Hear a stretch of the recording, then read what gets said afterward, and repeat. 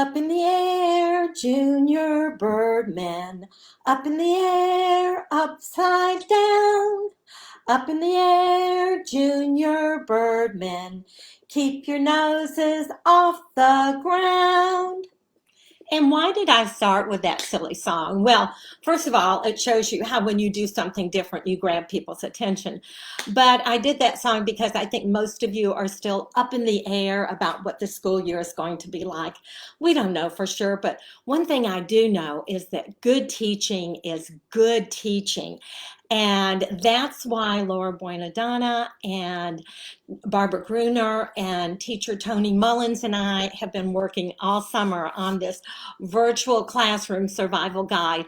All sorts of things that can help you get ready, set to go into the new school year. But more importantly, these activities are good teaching strategies that you can use online or in person. It won't matter. And so one thing I wanted to share with you this week, we have created these little things called management pops. And we have lots of printables that you can download. In fact, this one's kind of neat because we've got 12 free ones for you. You can go to drjeanandfriends.blogspot.com to download these. But in the book, there's lots of other printables, and you can change them and adapt them for your particular needs. And I wanted to let you know, somebody let me know last week when I download things, sometimes they don't look like what they're supposed to look like, and that's because you need to use Adobe when you download these things from the PDF. Anyway, some children rely on visual cues, and I think particularly with the screen,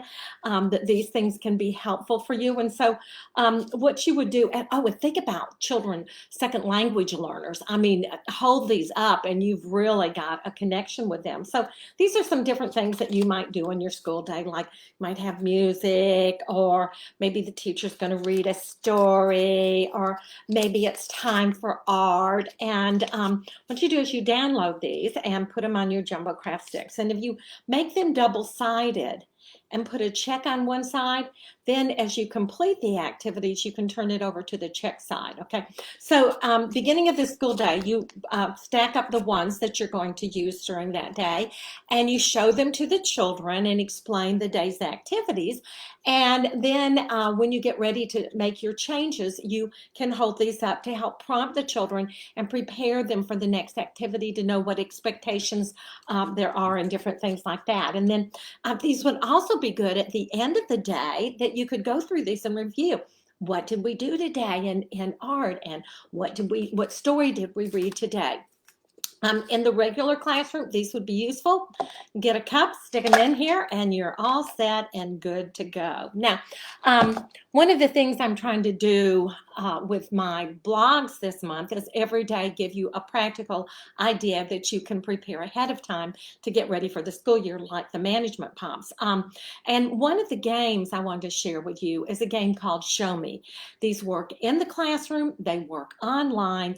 I love this game because every child is engaged, every child is active, every child is thinking, every child is doing something, and then they can review and get reinforced for the correct response. So with the younger children, you might start off with rhyming pictures, and if they pick up their supplies once a week, you could have these for them, or if you send information home to the parents, you could do it that way too. But with the younger children, and by the way, I got these rhyming pictures at prekinders.com.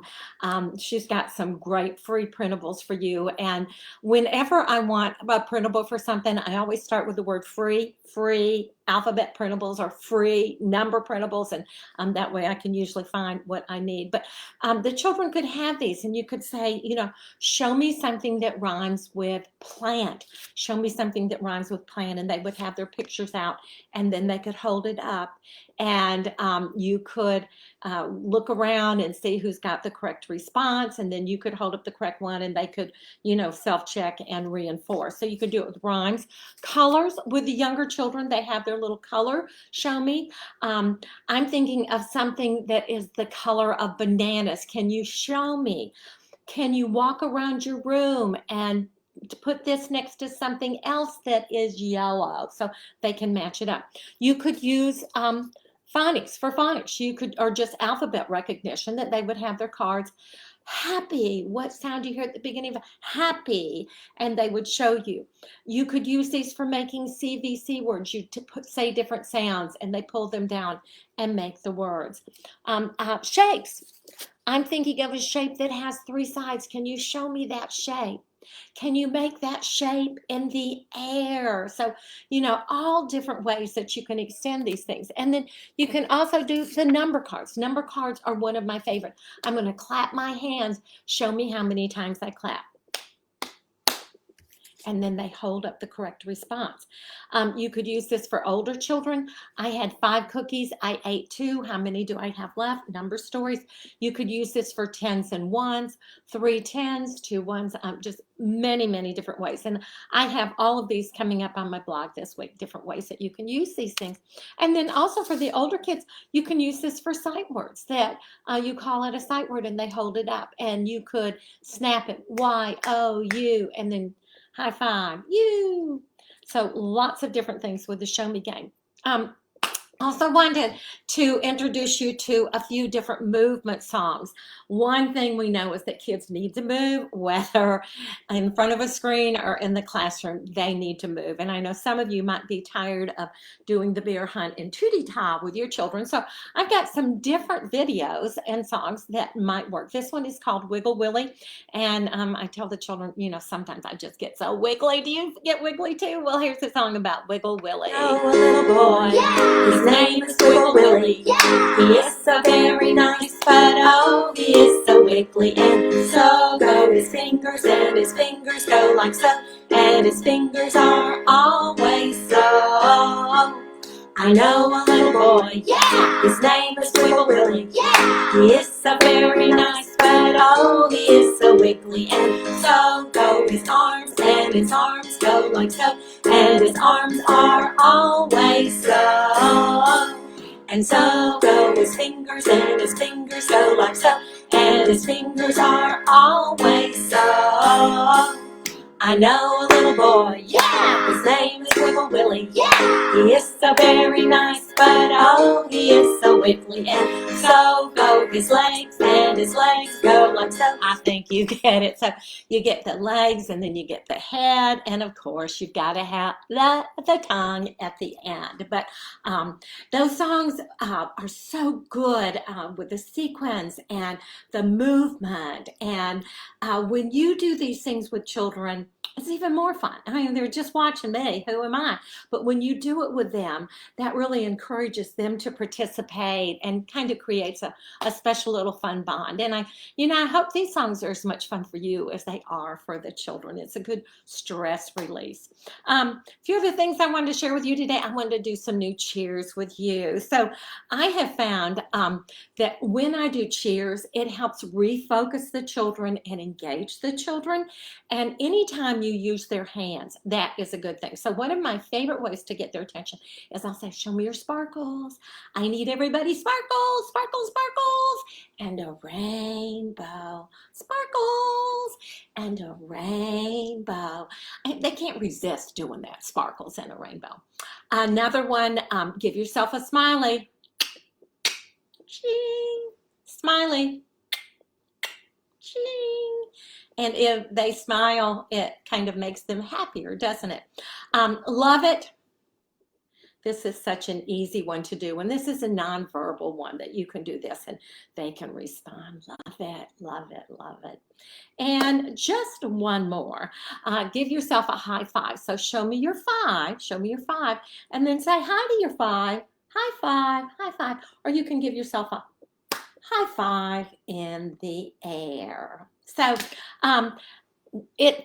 our teachers, our virtual classroom survival guide can now be purchased. It won't come out until next Wednesday, July 15th, but you can go ahead and order it today, and then you'll just automatically get it next Wednesday. And what we've tried to do in here, Laura Buenadonna and Barbara Gruner and Teacher Tony and I, we've tried to give you things that will help you get ready, set, and go into the new year. And then we also have a section called Just for Fun. And one of the things, if you are going to be teaching virtually, We have got to pull those parents in. I mean, I went to enough classrooms, Zoom classrooms last spring to realize, the parents don't know what expectations are. They don't know their child should be dressed for school and not laying in bed in their pajamas. They don't know, that their child should finish their breakfast. And virtual schools just like real schools. So we've got a great little parent handbook to help the parents know what expectations are, get them ready. Lots of good downloads and things like that. So if you learned something new today, would you put your thumb up next to your chest? If you learned more than one new thing, would you put your finger up for each additional thing that you've learned? And now would you take that hand and stretch it across your chest and pat yourself on the back and say, I'm a great teacher? And when school starts, you can tell your children and your students that they are lucky to be in your classroom because you are a great teacher. Dr. Jean said you were. It is time to say goodbye to all my friends. It is time to say goodbye to all my friends. It is time to say goodbye. Give a smile and wink your eye. It is time to say goodbye to all my friends. Goodbye, friends. It's going to be okay. It's going to be a great school year. Take care. God bless.